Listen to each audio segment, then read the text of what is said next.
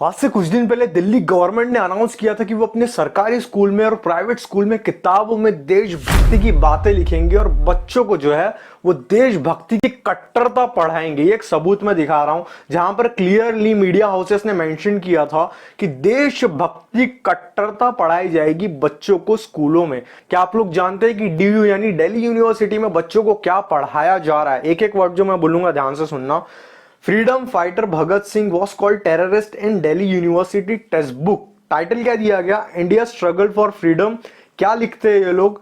Who fight and died for India's freedom and been labelled as revolutionary terrorist. मतलब शर्म आनी चाहिए Delhi university को और दिल्ली गवर्नमेंट को। एक तरफ वो दावा करते हैं कि वो स्कूल में बच्चों को कट्टर देशभक्ति पढ़ाएंगे और दूसरी तरफ वो भगत सिंह को शहीद आजम, भगत सिंह को रिवॉल्यूशनरी टेररिस्ट बुलाते हैं अपनी यूनिवर्सिटी में। हमारे स्कूलों में बच्चों को हिस्टोरिकल बिल्डिंग्स के नाम पर पता है क्या पढ़ाया जा रहा है? ये पोस्टर को ध्यान से देखो, एक स्कूल के टेक्स्ट बुक का जो है बच्चों को दिखाई जाती है। यहां पर रिवॉल्यूशनरी बिल्डिंग्स के नाम पे मस्जिद है, ताजमहल है, जो कुतुब मीनार है वो है।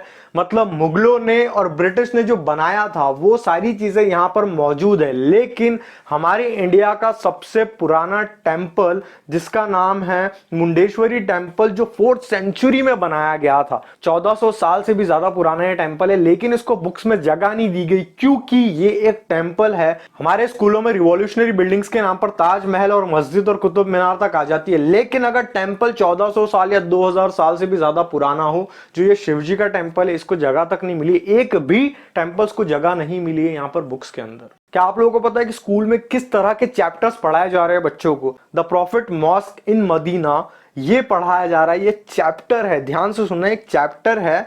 इंडिया और ईरान की रिलेशनशिप को समझाया जा रहा है कि ईरान ने कितना ज्यादा एहसान किया हुआ था इंडिया पर। क्वेश्चंस किस तरह के आते हैं इस चैप्टर्स के ऊपर? सबसे पहला question, where are prophet Mohammed born, मतलब वो कहां पैदा हुए थे। Where did prophet Mohammed live for Medina.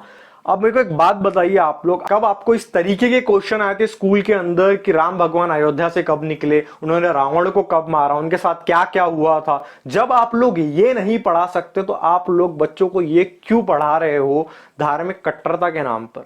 Mohammad गाजी के ऊपर पूरा चैप्टर दिया हुआ है टेक्स्ट बुक्स के अंदर, पूरा एक चैप्टर, रिवॉल्यूशनरी चैप्टर बनाया गया है मोहम्मद गाजी के ऊपर। मोहम्मद गाजी का इंडिया में क्या योगदान था ये दिया हुआ है। और सबसे इंपॉर्टेंट चीज, जो बाबर है जिसने कत्ल आम किया था, इतने हिंदुओं का कत्ल किया था, उसकी अचीवमेंट के ऊपर एक पेज में सेक्शन दिया जाता है जहां पर उसकी अचीवमेंट्स गिनाई जाती है। सबसे बड़ी अचीवमेंट क्या दी गई है? Beside the military success Babur has many other achievements to his credits. मतलब इतनी बड़ी बड़ी अचीवमेंट्स है बाबर की कि इनको अलग से सेक्शन देना पड़ा है बुक के अंदर। राजपूतों को सिर्फ और सिर्फ 12 लाइन में ही सिमट कर खत्म कर दिया गया। सिर्फ 2 पैराग्राफ आप इसे कह सकते हो, छोटे छोटे, जहां पर मुगलों का मेंशन किया गया है, वो भी राजपूतों की हिस्ट्री समझाने के लिए। मेंशन भी किस तरीके का है जरा ध्यान से देखना। Most of the Rajput king since the reign of Akbar, मतलब अकबर के रीजन के अंदर राजपूत आते थे, ऐसा इसमें लिखा गया। राजपूतों की बढ़ाई नहीं की गई, अकबर की बढ़ाई की गई है राजपूतों के अंदर। वाह। Akbar has been alliance of the Mughal, मतलब अकबर जो है वो मुगलों के साथ अलायंस करके रहता था और अकबर के रीजन के अंदर राजपूत रहते थे, ऐसा कहा गया है इस बुक के अंदर।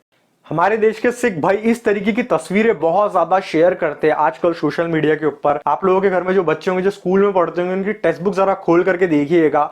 आपके इतिहास को, मतलब पंजाब अंडर से कितनी लाइन में सिमट कर रख दिया गया? 5 लाइनों में सिर्फ खत्म कर दिया गया इस सिखों की हिस्ट्री को। अगर मेरे से कुछ छूट गया होगा ज्यादा से ज्यादा 1 पैराग्राफ और होगा, मतलब 2 पैराग्राफ पकड़ के चल लो, 2 पैराग्राफ में ही सिखों की हिस्ट्री को सिमट करके रख दिया गया। गाजी पर पूरा चैप्टर था, प्रॉफिट मोहम्मद पर पूरी पोयम लिखी गई थी, लेकिन सिखों की हिस्ट्री को सिर्फ 5 लाइनों में सिमट करके रख दिया गया। और ये आज हमारे 21st सेंचुरी में स्टूडेंट्स को पढ़ाया जा रहा है स्कूल के अंदर हिस्ट्री में। सबसे शर्मनाक चीज आपको मैं बताता हूं, मराठाओं के ऊपर किस तरह से लिखा गया। छत्रपति शिवाजी महाराज का नाम बिना छत्रपति के आगे सिर्फ महाराज भी नहीं, सिर्फ शिवाजी लिख करके खत्म कर दिया गया। यहाँ पे जो पैराग्राफ आपको दिख रहा है ज्यादा से ज्यादा 6 लाइनों का पैराग्राफ है, उस पैराग्राफ में एंडिंग में शिवाजी नाम का मेंशन करके पूरे पैराग्राफ को मराठाओं की हिस्ट्री में सिमट करके खत्म कर दिया गया। अब इसमें सबसे बड़ी गलती क्या है, यहां पर लिखा गया कि शिवाजी महाराज पहले किंग थे, उसके बाद में पेशवाओं ने सारा के सारा दामोदर संभाल लिया।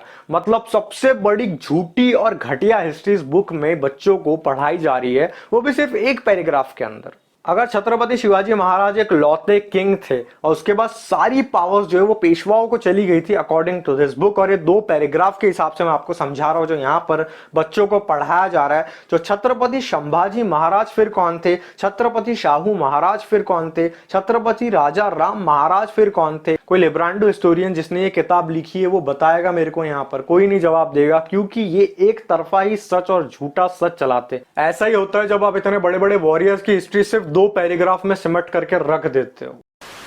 आप लोग क्या सोचते हो इस पूरी वीडियो से रिलेटेड, मेरे को कमेंट सेक्शन में जरूर बताएं। वीडियो अच्छा लगा हो तो लाइक करें, सब्सक्राइब करें मेरे चैनल को। बहुत बहुत धन्यवाद इस वीडियो को एंड तक देखने का। This is Kartik from trends of living. मिलते हैं अगली वीडियो में।